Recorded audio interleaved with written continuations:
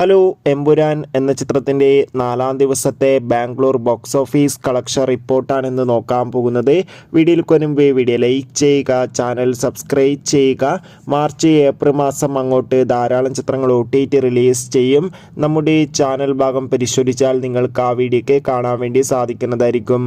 മോഹൻലാൽ, പൃഥ്വിരാജ്, മഞ്ജു വാര്യർ, ടൊവിനോ തോമസ് എന്നൊക്കെ പ്രധാന കഥാപാത്രങ്ങളായെത്തിയ ചിത്രമായിരുന്നു എമ്പുരാൻ.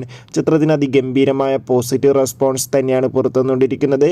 അതുകൊണ്ട് തന്നെ ഏവരുമേറെ ആകാംക്ഷയുടെ എമ്പുരാൻ എന്ന ചിത്രത്തിൻ്റെ ഓരോ ദിവസത്തെ ഓരോ കളക്ഷൻ റിപ്പോർട്ടും അറിയാൻ വേണ്ടി ഏറെ ആകാംക്ഷയോടെയാണ് കാത്തിരിക്കുന്നത്.